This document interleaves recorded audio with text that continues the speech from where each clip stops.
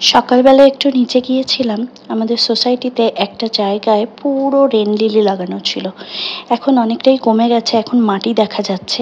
আগে না এই জায়গাটায় মাটি দেখা যেত না, আর পুরো সাদা আর গোলাপি হয়ে ফুটফুটে থাকতো, খুব সুন্দর লাগতো দেখতে। একটু হেঁটে এসে তারপরে অনলাইনে অর্ডার করে দিয়েছিলাম কয়েকটা জিনিস। ব্রেকফাস্ট বানাবো, ব্রেকফাস্টের জন্য আজকে ঠিক করেছি একটু তাড়াহুড়ো আছে, তাই ব্রেড দিয়ে আর ডিম দিয়ে ওই ফ্রেঞ্চ টোস্ট মতন বানিয়ে নেবো। ছোটবেলায় এই ফ্রেঞ্চ টোস্ট খেতে ভীষণ ভালোবাসতাম, কিন্তু যত বয়স বাড়ছে তত দেখছি এই ফ্রেঞ্চ টোস্টের ওপরে একটা অদ্ভুত বিতৃষ্ণা কাজ করছে। যেদিন খুব তাড়াহুড়ো থাকে সেদিন অগত্যা এই রান্নাটা করতে হয়, আমাকে কিছু করার নেই। কিন্তু আমি একদম ভালোবাসি না, বিশ্বাস করুন। হাজব্যান্ডের জন্য ফ্রেঞ্চ টোস্ট আর একটুখানি কেচাপ দিয়ে করে ওকে খাবারটা সার্ভ করে দিচ্ছি, আর আমার জন্য যেটুকু রেসিডিউ ডিমের গোলা ছিল সেটুকুকে একটা অমলেটের মতন করে তার উপরে একটুখানি চিজ গ্রেট করে নিয়েছি।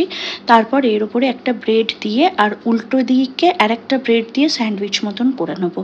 আর ছোট আলু দিয়ে একটুখানি ঝাল ঝাল কষা কষা করে আলুর দম করেছি। লাস্ট শুক্রবার দিন যখন হাজব্যান্ড অফিস থেকে ফেরে, ওনার এক অফিস কলিগ আর কি আমাদের সবার জন্য মাছ রান্না করে পাঠিয়েছিল, খুব ভালো লেগেছিল।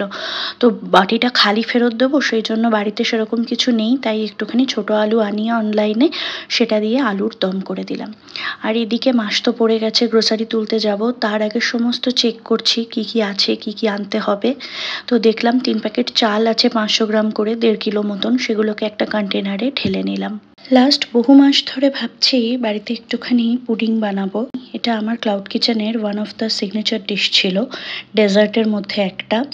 আর ভীষণ ভালো সিল্কি স্মুথ একটা টেক্সচার হয়, কিন্তু এনসিআরে শিফট হওয়ার পর থেকে বানাবো বানাবো করে আর বানানোই হয় না। এখানে সেরকম একটা মানে এক্সপেরিমেন্টাল রান্না আমার আর করতেও ইচ্ছে করে না। এত ফ্রাস্ট্রেটিং লাইফ এখানে, কি বলবো। যাই হোক, সবার হয়তো সমান নয়, আমার এক্সপিরিয়েন্সটা একটুখানি খারাপ এখানে। আর যেহেতু এক্সপিরিয়েন্স খারাপ, আমি জবরদস্তি সেটাকে ভালোও তো বলতে পারবো না।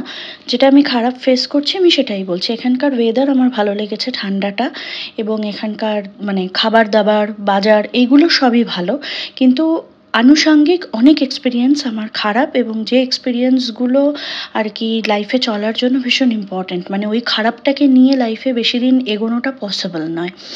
তো যাই হোক, দেখুন অলরেডি কথা বলতে বলতে তৈরি করে নিলাম।